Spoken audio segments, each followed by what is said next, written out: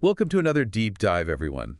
Today we're going to be exploring a case of mitochondrial fission encephalopathy, or MFE, in a dog. Yeah. As you probably know, this is a pretty rare inherited neurological condition, most often seen in Bullmastiffs. Right. But this particular case presents with some unusual features that really make us take a closer look at what we think we know about this condition. Yeah, absolutely. I mean, while MFE is typically characterized by lesions in the cerebellar nuclei, this case we're looking at today focuses on lesions in the olivary nuclei, which is not something we typically see. Right. And to add to that, this case involves a 9-month-old Bullmastiff cross, Okay. which is another sort of deviation from the typical presentation of MFE. Interesting. We'll be taking all of our information today from a 2024 article from Veterinary Radiology and Ultrasound. Great. And it's packed with a lot of really interesting details about this case. Yeah. So to kind of set the scene, let's start with the dog's initial presentation.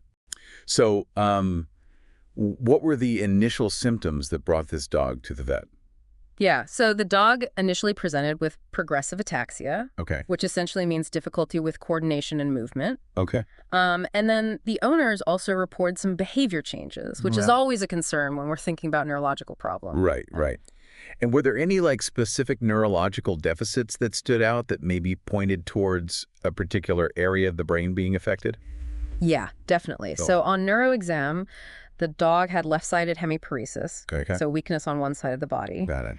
Also exhibited vestibular ataxia, so that's affecting balance and coordination. Yeah. And then also had an absent menace response. Okay, so not blinking when something's coming at their eye. Exactly. Yeah. So those are some key things that we saw initially. Yeah, so these findings sort of suggest a multifocal neurological issue, meaning, multiple areas of the brain were likely involved. Precisely. And that's where, imaging became crucial to get a clearer picture of what was going on. Of course. So the first MRI that was performed revealed diffuse cerebral sulci widening and ventricular dilation, Okay. which indicates brain atrophy. So essentially the brain was shrinking. Yeah, that sounds pretty serious. Were there any other significant findings on that first MRI? Yes, the MRI also showed tiny pinpoint lesions in the olivary nuclei. Okay. And those lesions were hyper-intense on T2-weighted images. Now, for those who might not be super familiar with neuroanatomy, can you quickly explain what the olivary nuclei are and why lesions there are significant? Sure. So the olivary nuclei are a pair of structures Okay. located in the brainstem, Okay. and they play a really vital role in motor control. Okay. So they act as relay stations for signals related to movement. Got it. So finding lesions in this area is definitely a red flag Okay. when we're thinking about a neurological case. So based on these initial findings from the exam and that first MRI, Right. what was the suspected diagnosis at that point? So the clinical signs and those MRI findings really pointed towards a neurodegenerative or metabolic encephalopathy, Okay. which basically means a condition where the brain is either degenerating or not functioning properly due to a metabolic issue. Makes sense. And did they perform any additional tests at that stage to try to narrow down the cause? Yeah, so they did a CSF tap, Okay. but the results came back normal. Sure. They also tested for some infectious diseases like Toxoplasma gondii and Neosporcandinum, but those were both negative. Okay. And then additionally, a urine organic acid screen was normal, Got it. which helps rule out some metabolic disorders. Okay. So no clear answers at that point. Right. So what happened next? Did they just send the dog home? Yeah, so the dog was sent home with instructions for the owners to monitor its progress. Okay. But unfortunately, the dog's condition worsened over the next 6 months. Oh, that's concerning. Yeah. What specific changes did they observe during that time? So the ataxia became more severe Okay. and progressed to tetraparesis. Okay. So weakness in all 4 limbs. Exactly. The nystagmus became persistent, Okay. and then the dog also started losing weight. Okay. So given the worsening condition, I imagine they decided to do some more testing at that point. You're exactly right. Okay. They performed a second MRI Okay. and a CT scan to further investigate the weight loss and neurological decline. Okay, and what did these scans reveal? Did they provide any more clues? So the second MRI showed that the brain atrophy had actually progressed significantly. Okay. But here's the truly remarkable finding. Yeah. Those tiny lesions that we saw in the olivary nuclei on the first MRI, they had become much more prominent. Okay. So they were now clearly defined rounded lesions Interesting. that were hyperintense on T2, FLR, and T2 sequences, Okay. but isointense to hypointense on T1. Okay. Wow, that's a pretty striking change from the first MRI. What about the CT scan? Did that show anything particularly related to the weight loss? Yeah, so the CT scan of the thorax and abdomen was actually unremarkable. Okay. So it didn't offer an explanation for the weight loss. Got it. So the focus really shifted back to those unusual and prominent lesions in the olivary nuclei. So at this point, did MFE become the primary suspect, even though, we talked about how those lesions weren't in the typical location? Yeah, the findings were strongly suggestive of MFE at that point, even though the location was atypical. Interesting. But the dog's condition, unfortunately, continued to deteriorate. Yeah. And sadly, the difficult decision was made to euthanize. I understand. And I assume they performed a necropsy to get a definitive diagnosis. Yes, a full necropsy was conducted. Okay. And the histopathological findings confirmed what the imaging suggested. Okay. So the olivary nuclei showed extensive damage Oh, yeah. with disintegration, vacuolation, and gliosis. Just to clarify for listeners, gliosis is basically an increase in glial cells, which are the support cells of the nervous system. Right. And it often indicates injury or damage. That's correct. Good. And interestingly, while the olivary nuclei showed that severe damage, the cerebellum showed relatively milder changes, with some loss of Purkinje cells and evidence of degeneration. So the necropsy findings really emphasize that the olivary nuclei were the primary site of damage in this case, which, as we've been talking about, is unusual for MFE. Right. But the story doesn't end there, right? There was another interesting finding during the necropsy. Correct. Wasn't there? Yes, the necropsy also revealed cardiomyopathy. Okay, so a heart condition. Yeah. That's a surprising finding. Is there a known connection between cardiomyopathy and MFE? So there have been reports of cardiomyopathy in other MFE cases, Okay. and even in mice with the MFF gene knocked out. Okay. So it's possible that this heart condition is another manifestation of this genetic defect. That's fascinating. So we have this Bullmastiff cross, unusual lesions. Cardiomyopathy, Right. both potentially linked to MFE, Right. but how did they definitively confirm the diagnosis? So they extracted genomic DNA from brain tissue Okay. and tested it for the specific frameshift variant in the MFF gene that's known to cause MFE. Okay. And the dog was homozygous for the mutant allele, confirming the diagnosis without a doubt. So we have a confirmed case of MFE, Yes. but with some very unusual features. Yeah. So what makes this case so intriguing, and what can we learn from it? Right. That's what we'll unpack after this quick break. So this case really challenges our understanding of MFE. We've got this Bullmastiff cross, confirmed MFE. Right. But the lesions are primarily in the olivary nuclei, Right. not the cerebellar nuclei like we typically see. Yeah, that's the big question here. Yeah. Why this distinct pattern of brain damage in this particular dog? That's the crux of the matter. Yeah. It really highlights the complexity of neurodegenerative diseases. Different neuronal populations have different vulnerabilities. Okay. Some types of neurons are just more susceptible to certain insults, whether it's genetic, toxic, or something else entirely. So you're saying that for some reason the neurons in this dog's olivary nuclei were particularly vulnerable to the effects of this MFF gene mutation? That's a very plausible explanation. Okay. Perhaps the energy demands or the unique biochemical environment of these neurons made them more susceptible to the mitochondrial dysfunction caused by the MFF mutation. So could this be a sign that we need to sort of broaden our understanding of how MFE can present? Potentially. Like maybe there's more variation in how the disease progresses than we initially thought? It's definitely possible. Okay. Perhaps this case represents a variant within the typical MFE progression. Maybe in some cases, the olivary nuclei are affected earlier. Yeah. Or more severely than the cerebellar nuclei. And what about the fact that this dog was a Bullmastiff cross? Could its mixed breed background have played a role in how this mutation manifested?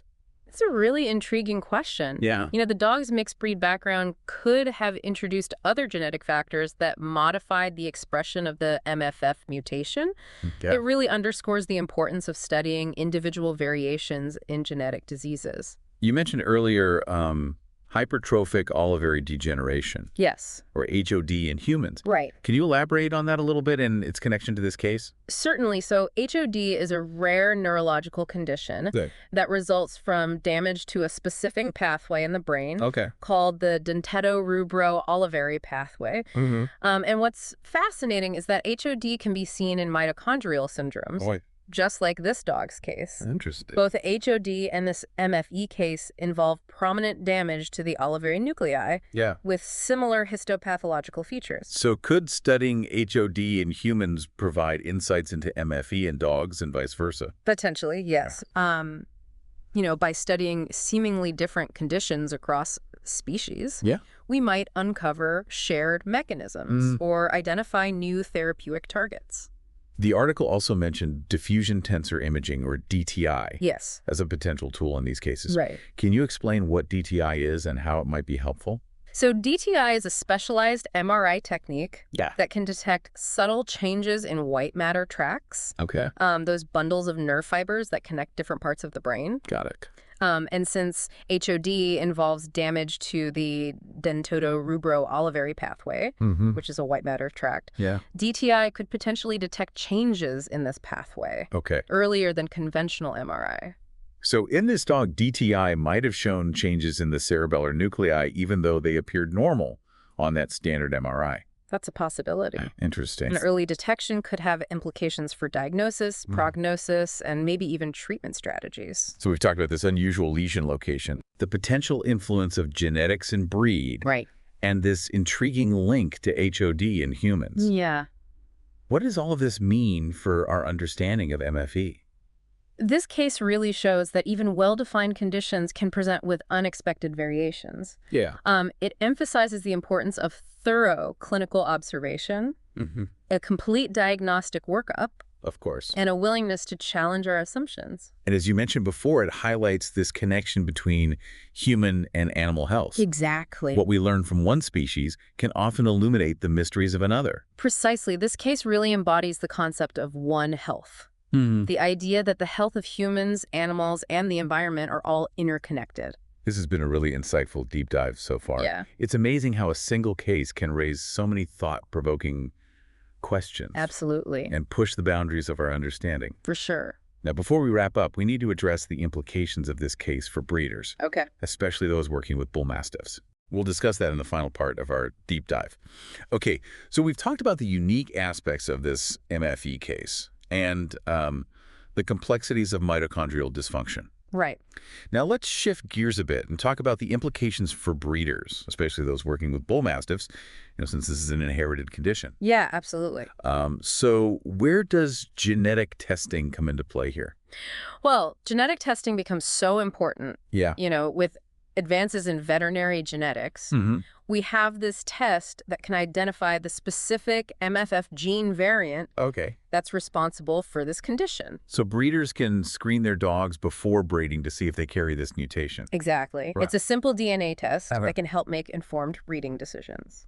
And since this case involved the Bullmastiff cross, does that complicate things for breeders at all? Yeah, it definitely raises some important questions. While MFE is primarily seen in Bullmastiffs, this case suggests that the mutation might exist in other breeds, particularly those with Bullmastiff ancestry. So it kind of expands the scope of who should consider genetic testing. Precisely. It also highlights the importance of genetic diversity in breeding programs. Outcrossing to unrelated breeds can help reduce the risk of recessive disorders like MFE. But outcrossing needs to be done responsibly, right? Absolutely. To avoid introducing other genetic problems. Exactly. Breeders need to carefully weigh the benefits and risks of outcrossing. And work with a veterinarian or a geneticist to develop a sound strategy. What about breeders who have dogs that test positive for the MFF mutation? What are their options at that point? Well, it's crucial to remember that a positive genetic test doesn't guarantee that a dog will develop MFE. Some dogs might be carriers, but never actually show symptoms. So it's not an automatic reason to not breed. Right. Okay. However, those dogs should not be bred because they could pass the mutation onto their offspring. Makes sense. What about the offspring of dogs that have tested positive? Should they be tested as well? Absolutely. All offspring Okay. of a dog known to carry the MFE mutation should be tested to determine their genetic status. Yeah. And this will help guide breeding decisions Yeah. and help prevent perpetuating this condition. Knowledge is power. Exactly. The more information breeders have, the better decisions they can make. Exactly. With genetic testing available, we have a really powerful tool to reduce MFE and other inherited disorders in dogs. This deep dive has taken us from the perplexing symptoms of one dog to the wider implications of this genetic disorder. Absolutely. Any final thoughts for our listeners, especially Bullmastiff owners or breeders? I would say awareness is key. Yeah. Knowing the MFE, recognize the signs, and being proactive about genetic testing can make a significant difference for these dogs. It's really inspiring to see the dedication of veterinarians, researchers, and breeders who are working to understand these genetic diseases and improve the health of our canine companions. I agree. From Vet Neurojar, keep those minds inspired, hearts light, and tails wagging.